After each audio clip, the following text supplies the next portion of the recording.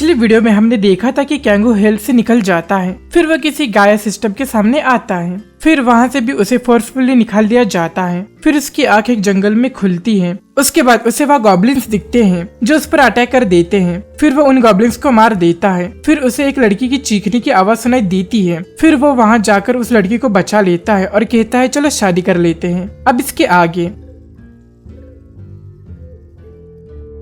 अब शॉक्ड हांसियोला कहती है तुम ये क्या?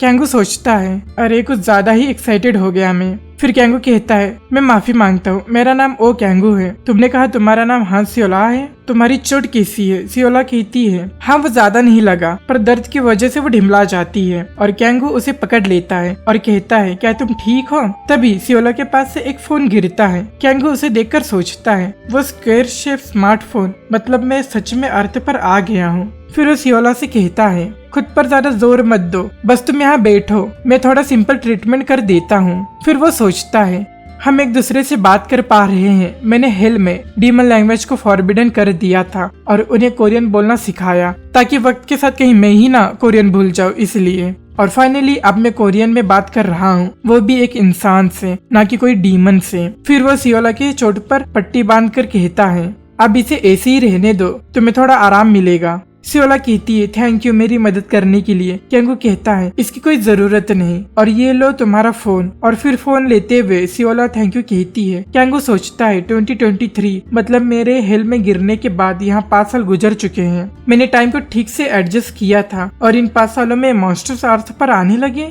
फिर कैंगू बैठ जाता है और कहता है अभी तुरंत जाना ठीक नहीं होगा, तुम थोड़ा आराम कर लो, फिर हम चलते हैं। सियोला कहती है ठीक है। कैंगू सोचता है बहुत कुछ है जो मुझे अभी पता नहीं, मेरे पास सारे इन्फॉर्मेशन नहीं है। फिर कैंगू कहता है बाय द वे तुम ऐसी जगह पर क्या कर रही हो? सियोला कहती है मेरी कुछ मजबूरियां हैं, मैं गेट के अंदर सोलो हंटिंग कर रही थी। मैं कल ही ऐसे प्लेयर अवेकन हुई हूँ और मैं इस ई रैंक गेट में अकेले सोलो हंटिंग कर रही थी। कैंगू सोचता है पार्टी, हंटिंग, प्लेयर। फिर पूछता है सो तुम्हारा लेवल क्या है? सियोला कहती है क्योंकि मुझे अवेकन में ज्यादा समय नहीं हुआ है, इसलिए मैं अभी लेवल 6 पर हूँ। पर कैंगू जैसा प्लेयर यहाँ क्या कर रहा है? कैंगू सोचता है मेरा लेवल तो तुमसे भी लो है। फिर वह कहता है मेरी भी कुछ मजबूरियाँ हैं। अब दोनों एक दूसरे से एकदम करीब बैठने की वजह से सियोला एकदम लाल हो जाती है और उठ जाती है और कहती है चलो चलते हैं। कैंगू कहता है तुम्हारी इंजरीज गहरी लग रही है, क्या तुम चल पाओगी? सियोला बोलती है मैं ठीक हूँ। तब तक वो ढिमला जाती है, पर कैंगू उसे पकड़ लेता है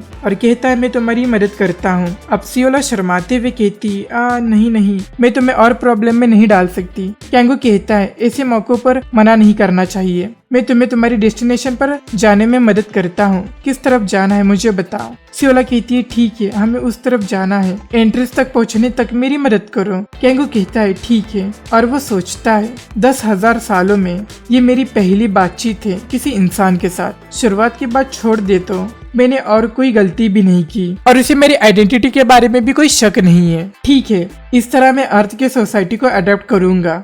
अब सियोला कहती है हम एंट्रेंस तक पहुंच गए। कैंगू सोचता है ये एक गेट है, इस स्पेस रिफ्ट से जाना मतलब ये कम्प्लीटली अर्थ नहीं है। मुझे कोई भी इक्विपमेंट नहीं दिख रहा जो इस रिफ्ट को बना रहा है, तो फिर इतना बड़ा गेट अपने आप मेंटेन कैसे कर रहा है? अब सियोला कहती है मिस्टर कैंगू अब मुझे थोड़ा बेहतर लग रहा है। कैंगू कहता है यस, और वो उसे छोड़ देता है। फिर सियोला कहती है चलो यहाँ से बाहर चलते हैं। और फिर कैंगू गेट में कदम रखता है और फिर गेट से बाहर निकलने के बाद वो अपनी आंखें खोलता है और लोगों को देखकर सोचता है इसके पास 2 आंखें हैं, एक नाक है, एक मुंह और कोई टेंटिकल्स नहीं। यहाँ सभी इंसान हैं। अब वो कांपने लगता है और सोचता है मैं सच में वापस आ गया। और फिर वो रोने लगता है। अब सियोला कैंगू के फटे हुए कपड़े की तरफ देखती है, फिर अपने चोट की तरफ देखती है। फिर वो शर्माते हुए कहती है मिस्टर कैंगू। वो कहता है हाँ। सियोला कहती है अगर आपको अच्छा लगे तो क्या आप मेरे घर चलकर कुछ खाना पसंद करेंगे? ये सुनकर कैंगू खुशी से लाल हो जाता है। सियोला कहती है I am really grateful and sorry,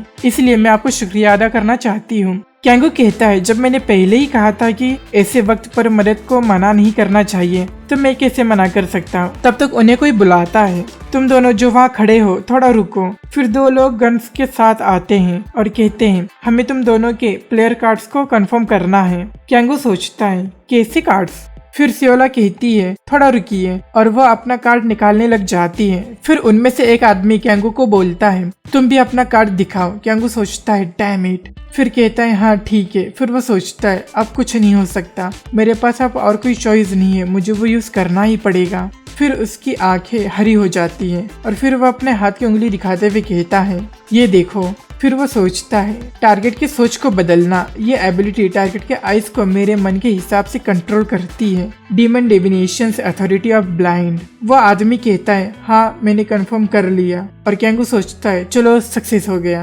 फिर कैंगू कहता है तुम मिस सियोला चले? वो कहती है हाँ चलो चलते हैं। अब एक अपार्टमेंट के सामने आकर सियोला बोलती है ये मेरा घर है। फिर सियोला कहती है हमारे अपार्टमेंट में कोई एलिवेटर नहीं है तो हमें सीढ़ियों से जाना होगा।